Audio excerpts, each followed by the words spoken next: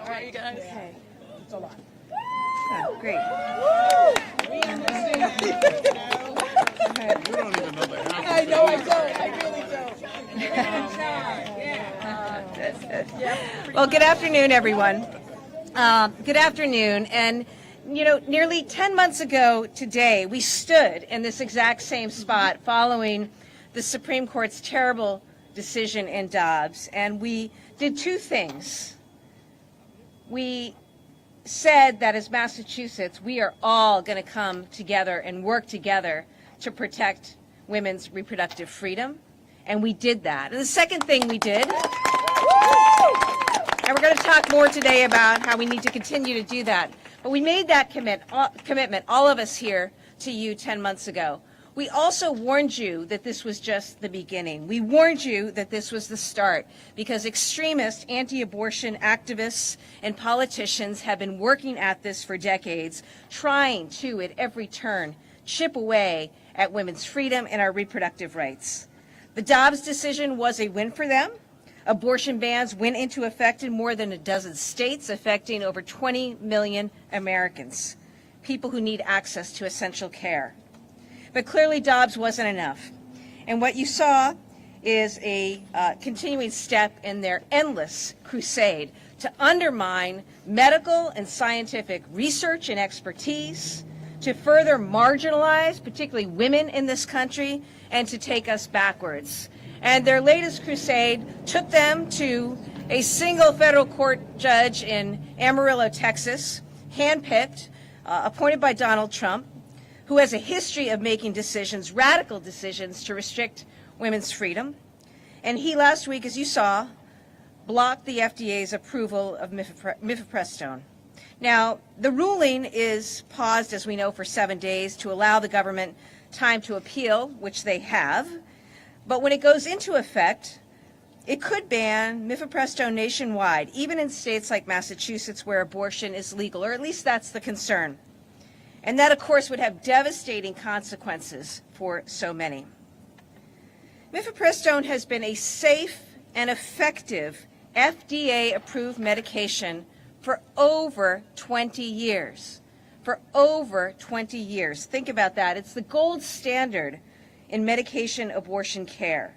It's been used safely for decades as well for miscarriage management, to treat lupus, to reduce the risk of ulcers, among many other medical uses. This is the drug that we're talking about. This political intervention into basic medical care hurts women at what can be a difficult and heartbreaking time, putting those experiencing pregnancy loss through greater discomfort, greater pain, and in some cases threatening their lives. It harms patients, undermines medical expertise, and takes away freedom. It's an attempt to punish, to shame, to marginalize women. It's unnecessary. It's terrible. It is terrible. And it is, I would say, unprecedented, but for the fact that we saw a Supreme Court last year reverse Roe. But the good news here today in Massachusetts is that we are not going to tolerate this. Much like that day last year, I'm joined by tremendous colleagues in government at the local, state, and federal level, advocates, healthcare providers, patients, to send a clear message. Abortion will remain safe, legal, and accessible here in Massachusetts.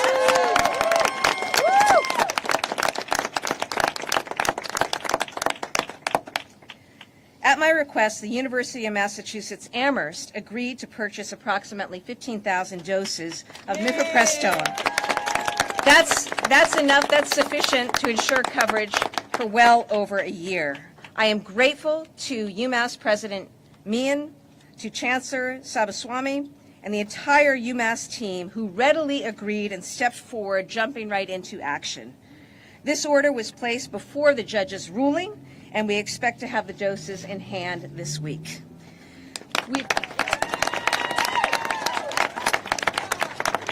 We've also been in touch, and I thank our HHS Secretary Kate Walsh for being in touch with so many healthcare providers who have also stepped up to make purchases for patients. I was clear. Our team was thinking about this the last few weeks, about what could happen. And there were two things we were going to do. One, we were going to make sure that we had enough Mifepristone here in the state to cover women for as long as they need it. Women in Massachusetts, anyone who needs it. And number two, we were going to make sure that I could sign an executive order to provide protections to prescribers, to providers, to patients here in our state.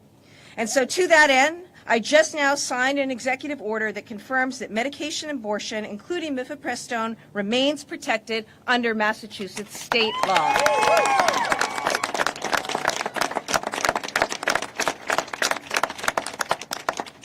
Last year, in the wake of the Dobbs decision, the Massachusetts state legislature jumped into action and passed an important SHIELD law, which protects patients and providers from civil or criminal liability for accessing or performing an abortion.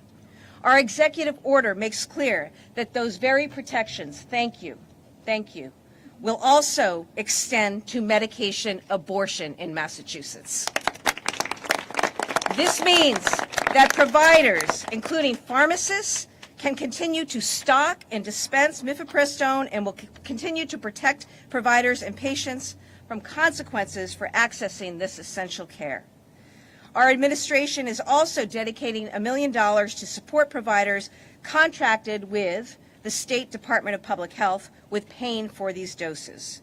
The executive order further instructs our Department of Public Health and our Division of Insurance to ensure guidance necessary to implement this order and requires DPH to provide support to public universities and colleges to expedite development and implementation of their medication abortion readiness plans.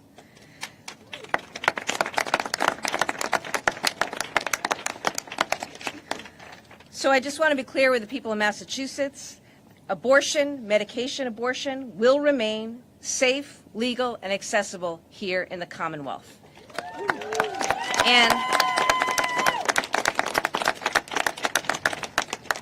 as governor, I am committed to making sure that we do anything and everything that we need to do here in this state to make sure that in the face of efforts to further undermine, it's hard to believe, but it is happening time and time again, in the face of efforts to continue to undermine women's freedom, equality, justice, so many things that so many people have fought so long for, that in the face of those efforts, our response in Massachusetts is going to be to double down for freedom. That's what we're about. That's how we've always led. And that's what you see people stepping forward to do as a collective team in this time. I mentioned the role that the University of Massachusetts Amherst has played. I want to bring forward President of UMass, Marty Meehan.